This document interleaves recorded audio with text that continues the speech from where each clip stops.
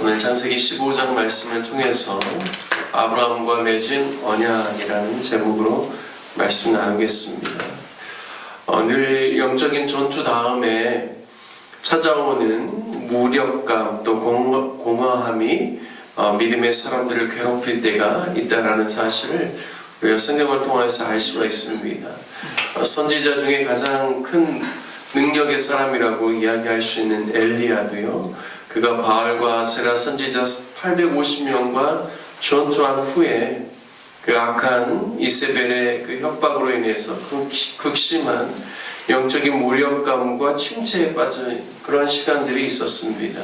엘리야가 도망하여 광야로 나가서 로뎀 나무 아래서 죽기를 바랬지만 하나님께서 천사를 보내셔서 떡과 물을 공급해 주시고 다시금 기력을 회복하게 하시고 또 사명의 자리로 나갈 수 있는 그 힘을 하나님께서 허락해 주셨습니다. 오늘 아브라함도 창세기 14장에 보면 자신의 조카 롯을 구하기 위해서 북방의 연합군들인 그돌라오멜 왕을 비롯한 그 4명의 왕들을 또 다 그들의 군대를 섬멸하고 큰 전쟁의 승리를 그가 경험했습니다. 하지만 오늘 15장에 보면 아브라함의 그러한 인간적인 또한 그러한 모습들도 볼 수가 있습니다. 어쩌면 그 큰 승리가 있었음에도 불구하고 자신에게는 무자한 것 때문에, 자식이 없는 것 때문에 굉장히 좀 힘이 빠져 있는 것 같은 그러한 모습을 오늘 말씀을 통하여서 발견할 수가 있습니다. 오늘 15장 1절 말씀에 보면 여호와의 말씀이 환상 중에 아브라함에게 임하여 이르시되 아브라함아 두려워하지 말라 나는 내 방패요 너의 지극히 큰 상급이니라 말씀합니다.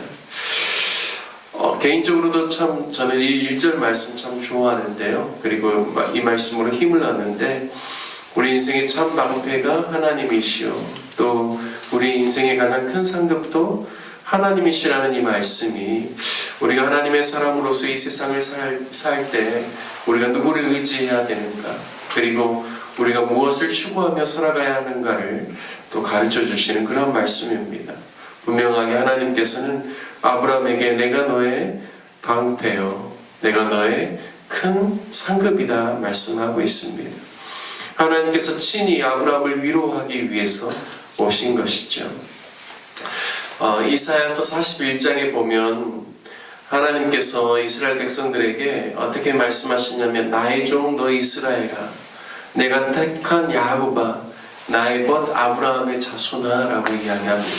그러니까 아브라함을 가리켜서 나의 벗 아브라함이다 이렇게 이야기하죠. 하나님께서 이렇게까지 이야기하신다는 것은 한 인간으로서는 엄청난 영예가 될 것입니다.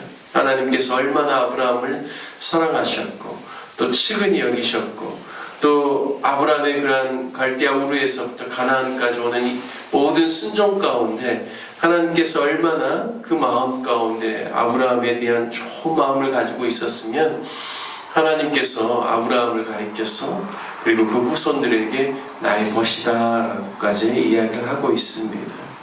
비록 아브라함이 자녀가 없지만 그리고 낯선 땅에 들어와서 살고 있지만 그가 여전히 하나님만을 의지하고 또 늘 하나님께서 자신의 인생의 보호막이 되실 수 있도록 아브라함이 의지했던 그런 모습들을 보면서 하나님께서 한편으로는 좋으시지만 또 한편으로는 참 안쓰럽기도 하셨다라는 그러한 생각들을 하게 됩니다. 그런 아브라함에게 친히 하나님께서 찾아오셔서 창세기 15장은 아브라함과 하나님이 언약을 맺는 그러한 내용을 오늘 우리에게 소개해주고 있습니다. 2절에 보면 아브라함은 하나님께 주 여호와여 무엇을 내게 주시려 하나이까? 나는 자식이 없사오니 나의 상속자는 이 다메섹 사람 엘리에셀이라 라고 말씀합니다.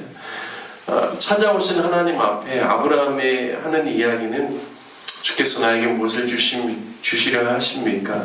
저는 자식이 아직도 없고 저의 상속자가 될 사람은 제가 다메섹에서 데리고 온 이 엘리에셀이라는 이 종입니다 라고 이야기하는 것이죠.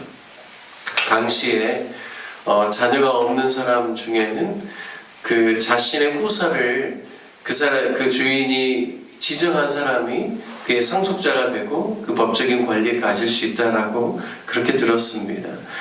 그러한 그 풍습에 따라서 자신은 엘리에셀이라는 사람을 지목했다라는 것이죠. 그가 나의 상속자가 될 것이다라고 이야기하는 겁니다.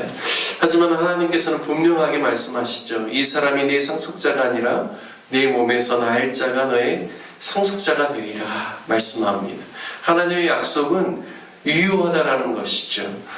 창세기 12장 1절부터 3절에 보면 내가 너로 큰 민족을 이루게 하겠다라는 것이죠. 그것은 바로 앞으로 아브라함에게 믿음의 후사를 통하여서 그 후사를 통하여서 믿음의 사람들이 하늘의 별과 같이 그렇게 많아질 것을 하나님께서 약속으로 주시는 것입니다. 분명하게 말씀하시죠. 그 사람이 네 상속자가 아니라 네 몸에서 날 자가 네 상속자가 되리라.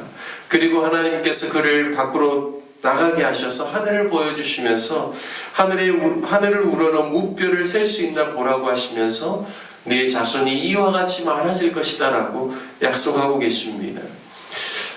그런데 참 놀라운 것은 아브라함이 여호와를 믿으니 여호와께서 이를 그의 의로 여기셨다 말씀합니다. 6절에 분명하게 말씀하시죠. 여호와를 아브라함이 믿었다라고 하시죠. 참 우리가 로마서에 보면 의인은 믿음으로 말미암아 산다라고 하였는데요.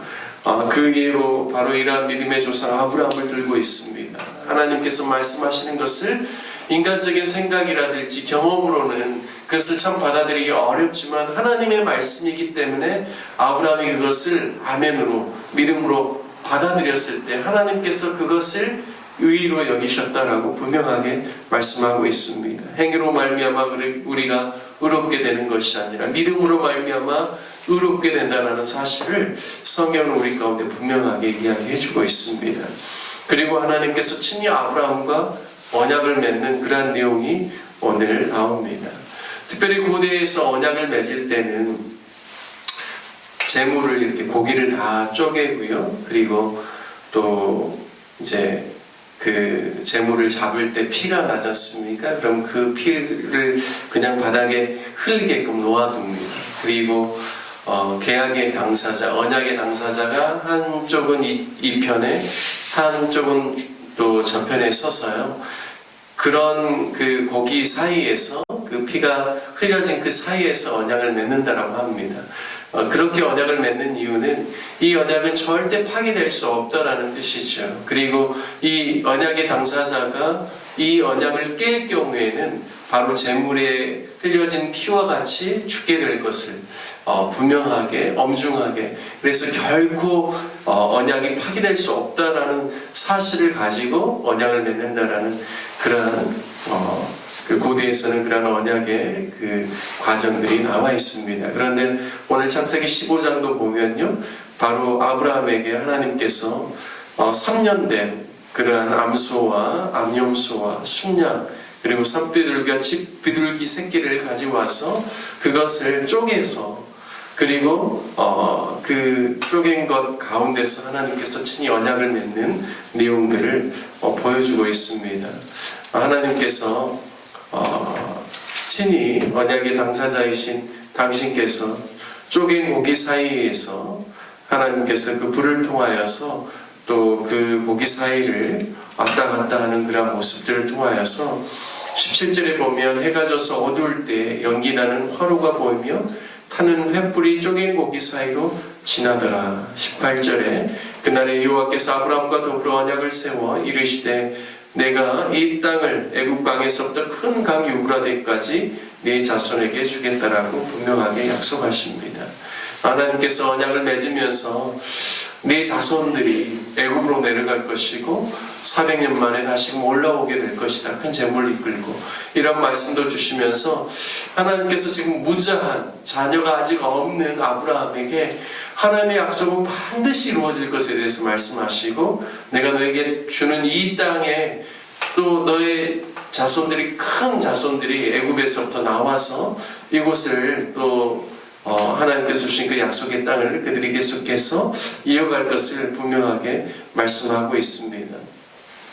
어떻게 보면 인간적인 낙심 가운데 있을 때, 그리고 힘이 빠져 있는 아브라함에게 찾아오셔서 위로하시고 하나님께서 친히 방패가 되시고 상급이 되신다라고 말씀하시고 그에게 언약을 맺으면서 하나님의 언약 약속은 반드시 이루어질 것을 분명하게 약속하신 하나님의 말씀이 오늘 창세기 15장의 주요 내용입니다. 저와 여러분에게도 늘 영적인 풍성함과 승리만 있는 것은 아니죠. 때로는 살다 보면 힘이 빠질 때가 있고 또 뭔가 우리의 어깨가 축 늘어질 때가 있습니다. 하지만 하나님께서는 그런 우리들도 측은히 여겨주시고 또 우리들에게 친히 찾아오셔서 힘을 주시고 능력을 주시고 하나님의 약속을 붙잡을 수 있도록 인도하여 주시는 참으로 좋으신 분이심을 늘 믿고 깨달으며 우리가 늘 이 땅을 살아갈 때 하나님을 의지하고 하나님 안에서 힘과 위로를 얻고 믿음의 약속을 붙잡고 정진해 나아가는 저와 여러분 되시기를 주님의 이름으로 축복합니다. 함께 같이 기도하기를 원합니다. 오늘 말씀을 기억하면서 언약의 하나님, 하나님께서 약속하신 바를 반드시 이행하시는 하나님, 그분을 믿고 바라보며 믿음으로 살아가는 삶이 될 수 있기를 위해서 기도합시다. 아브라함이 하나님의 약속을 믿으니 이를 그의 의로 여기셨다라는 말씀처럼 우리가 늘 믿음으로 하나님 앞에서 의롭고 순전한 삶을 살 수 있게 해달라고 함께 같이 기도합시다. 또 우리 교회를 위해서 기도할 때 우리 온 성도님들이 또 주가 주시는 또 은혜와 평강 속에서 살아갈 수 있도록 특별히 다음 주 또 성탄절이 있는데요. 또 교회가 함께 같이 성탄의 기쁨을 누리며 또 준비하는 모든 행사들이 하나님께 영광이 되어지고 성도들에게 큰 기쁨이 될 수 있기를 위해서 기도해 주시기를 바라겠습니다. 내년 2025년 사역을 잘 준비할 수 있도록 기도해 주시고 특별히 오늘 기도하실 때는 다음 세대들을 위해서 기도해 주십시오. 우리 주일학교가 부흥하고 중고등부와 청년들이 계속해서 또 하나님을 또 영화롭게 하는 믿음의 공동체로 잘 세워질 수 있기를 위해서 기도해 주시고 또 몸이 연약하신 또 환우들을 위해서 또 우리가 협력하는 선교사님들을 위해서 함께 기도하도록 하겠습니다. 우리 다 같이 주님의 이름 부르신 후에 함께 기도하겠습니다. 주여